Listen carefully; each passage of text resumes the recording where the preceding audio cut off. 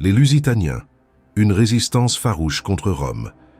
Les Lusitaniens étaient l'un des peuples les plus résistants et courageux de l'histoire de la péninsule ibérique.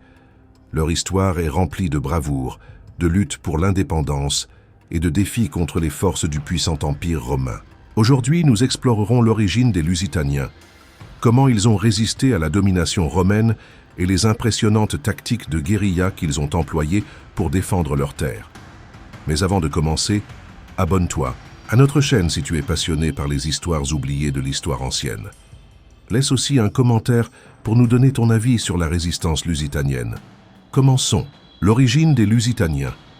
Les Lusitaniens habitaient une région située entre les rivières Douro et Tage, dans ce qui est aujourd'hui le Portugal moderne, ainsi que dans certaines parties de l'Espagne. Cette zone, pleine de montagnes, de vallées et de terrains escarpés, offrait une défense naturelle contre les envahisseurs extérieurs. Les Lusitaniens vivaient dans de petits villages fortifiés appelés castros, situés dans des endroits stratégiques, ce qui leur permettait de résister pendant des siècles aux invasions romaines. Historiquement, l'origine des Lusitaniens est un sujet qui a suscité intérêt et controverse. Selon le géographe Strabon, les Lusitaniens étaient un peuple distinct des autres tribus de la péninsule. L'archéologie suggère que les Lusitaniens avaient des origines indo-européennes et étaient influencés par les cultures celtes vivant dans la région. Cependant, ils maintenaient leurs propres coutumes et traditions qui les différenciaient des autres peuples celtes, comme les Galiciens ou les Cantabres. Pendant des années, les Lusitaniens se sont distingués par leur indépendance et leur capacité à résister au pouvoir de Rome, devenant l'une des tribus les plus redoutées de la péninsule ibérique. Les premiers conflits entre Lusitaniens et Romains. L'histoire de la résistance des Lusitaniens contre Rome commence après la Seconde Guerre punique, lorsque Rome a commencé à étendre sa domination sur la péninsule ibérique. Après la défaite de Carthage, les Romains prirent le contrôle des anciens territoires carthaginois dans le sud de la péninsule, y compris les régions actuelles de l'Andalousie et de Valence. À mesure que Rome étendait son pouvoir, les tensions avec les tribus locales, comme les Lusitaniens, ont augmenté. Les Lusitaniens se sont rebellés contre la présence romaine, devenant l'un des peuples les plus combatifs contre la domination de Rome. En 194 AVP-JC, ils commencèrent à utiliser des tactiques de guérilla, attaquant les légions romaines de manière imprévisible et leur faisant face dans le sud de la péninsule. Au lieu de se battre contre l'armée romaine dans des batailles ouvertes, les Lusitaniens se spécialisaient dans des attaques rapides et des embuscades, profitant de leur terrain montagneux et difficile.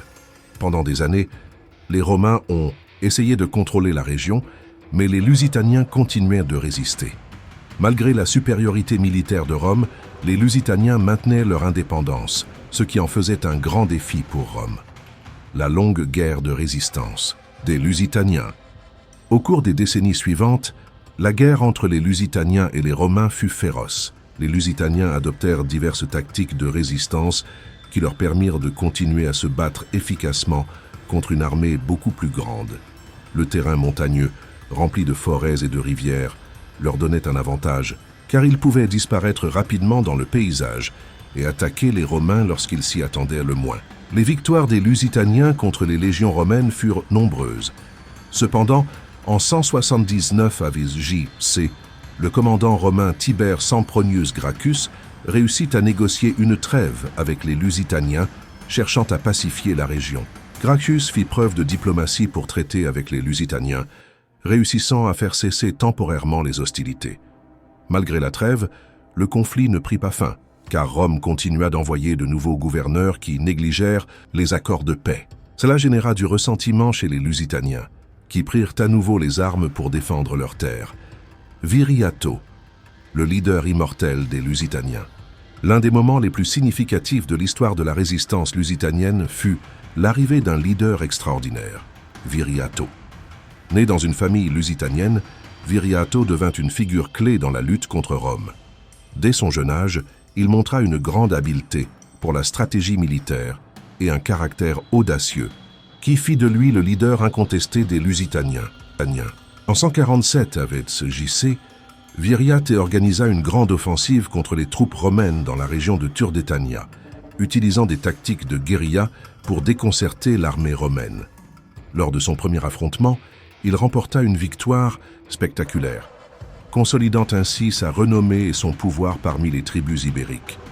Au fur et à mesure que le conflit continuait, Viriath gagna le respect et la loyauté de nombreux peuples de la péninsule, devenant ainsi un symbole de la résistance ibérique. Ses compétences tactiques et son charisme le conduisirent à être considéré comme l'un des plus grands généraux de l'histoire de la péninsule ibérique. L'assassinat. Traître de Viriath.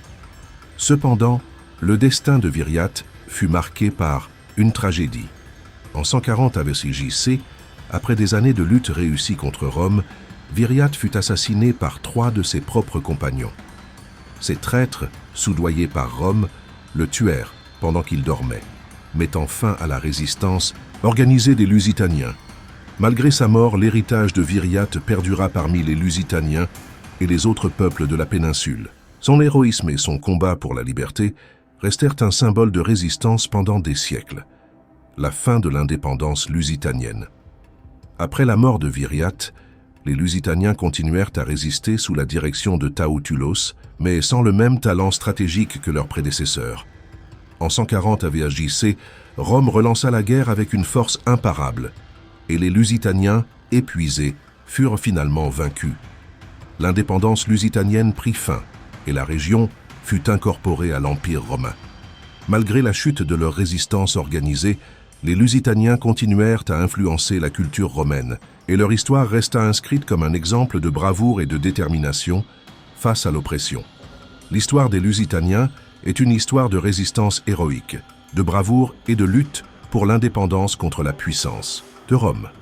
Malgré les difficultés et la trahison, les Lusitaniens ont laissé un héritage durable dans l'histoire de la péninsule ibérique. Leur lutte a inspiré les générations suivantes, et leur résistance reste l'une des plus significatives de l'histoire ancienne. Si vous avez été fasciné par l'histoire des Lusitaniens et leur résistance à Rome, abonnez-vous à notre chaîne et n'oubliez pas de liker la vidéo. Partagez vos pensées dans les commentaires et dites-nous quelle partie de l'histoire des Lusitaniens vous a le plus marqué. Avez-vous été surpris par la trahison qui a mis fin à Viriath ou par l'héroïsme de ce leader? Nous attendons vos avis. Merci d'avoir regardé cette vidéo. À bientôt dans la prochaine.